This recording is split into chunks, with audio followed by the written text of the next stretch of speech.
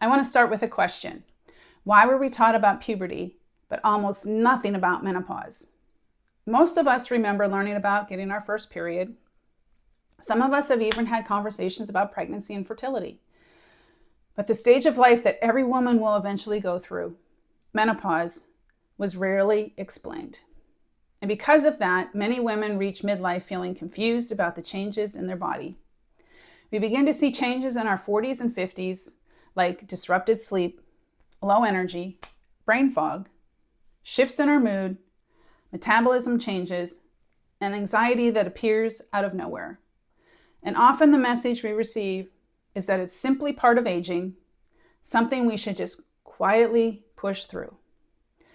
But the reality is that much of what we experience in midlife is connected to hormone changes. Estrogen doesn't just influence reproduction. It plays a role in nearly every system in our body.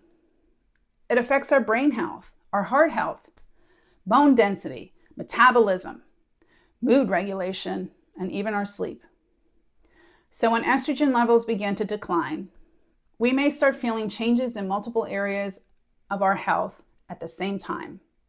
And without understanding why it's happening, it can feel confusing or even frustrating.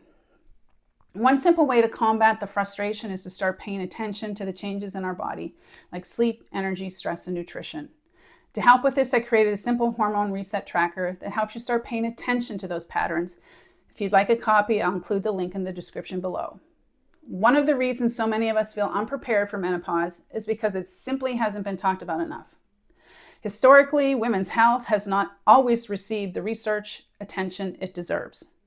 Menopause has often been treated as something we should quietly endure rather than something we should understand and support.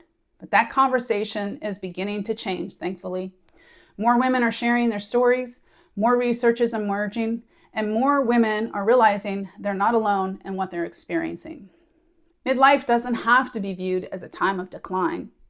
It can actually be a powerful transition, a time where we begin to pay closer attention to our health, our energy, and what our body truly needs. When we understand the role of hormones, we can begin supporting our bodies through nutrition, movement, sleep, stress management, in much more intentional ways. The more we talk openly about the menopause and midlife health, the more empowered we will feel navigating this stage of life.